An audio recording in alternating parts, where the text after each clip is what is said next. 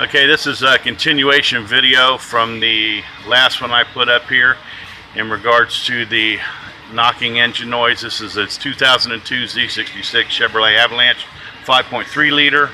I just installed a Magnaflow exhaust system because of a knock I was hearing before. Thought it was in the engine, and apparently it was in the exhaust system catalytic converter on the driver's side. The platinum on the inside of the converter broke loose and was rattling around. Kind of sounded like a tin can, sounded like a rod knocking, sounded like lifters in the bottom of the motor, sounded like piston slap. You know, it's just hard to determine. And after taking a little time and crawling underneath and trying to find right where the sound was, actually found it. So took the exhaust off and installed a Magnaflow system from the manifolds back to the muffler. The system costs about $500. You can order it from Summit. You can order it from Magnaflow. Will set you up with some dealers. You can actually get it, I believe you can get it at AutoZone. You can get it at several different places. I purchased this one through Cold Air here in South Florida, and the system was fairly easy. We've got about an hour and a half into it right now. Of course, we had some air tools. I'm in the shop with a lift, so it makes it nice. I recommend if you're going to do it at home, you really get the thing up in the air. You're going to have to take your cross member off too. There's no way you can get to it without taking that transmission cross member off. I tried to get in, couldn't do it. Actually, to get the old one out, I had to take the sawzall, which is right there, and I had to saw the passenger side converter off right past the converter there to get it to drop out with the frame on. Had I taken the cross member off in the first place, wouldn't have had to do that. I could have pulled it out. I do recommend taking a couple of the O2 sensors out before you remove it, especially the back one back here in the back towards the flange for the muffler. That one you should take out, which is the right rear one. You need to take out the driver's side front also right in that position before you can get to that bolt up there easily. It's kind of a pain if you don't.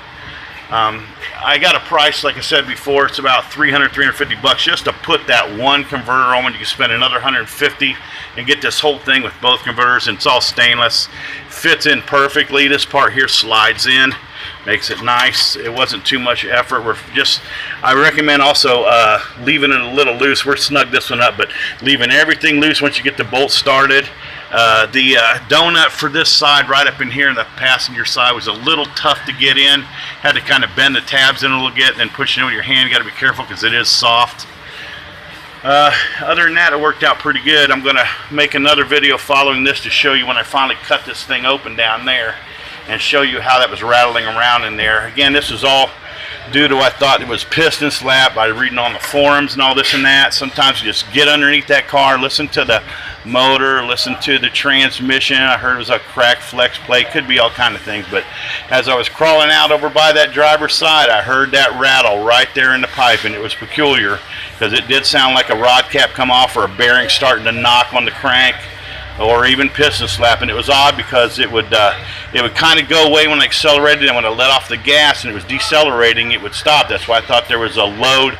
The torque load was off the rods, and it was just kind of starting to slap around. Then when I pressed on the gas, I felt there was torque on the rods and it would stop rattling, but that wasn't the case. It was actually the platinum inside was broke loose from the weld, and as I stepped on the gas, it pushed it towards the rear up against this portion here. It pushed what was broken off in there up against this portion here, and then stopped rattling. As soon as I let off the gas, the back pressure off this exhaust would come off, and then it would start rattling around in there. And as you sat it idle, sometimes it would just rattle, sound just like a rod knocking, because it's a pretty good sized chunk of stuff in there, and inside that tube being bolted to the engine and everything, it sounds just like a rod knocking underneath the pan. Anyhow, I'll see if I can get this thing buttoned up, maybe do another video after this, and we'll let you know how everything sounds. Coming from Christopher Automotive Repair here in South Florida, Okeechobee, Florida. We are going to sign off and make another video.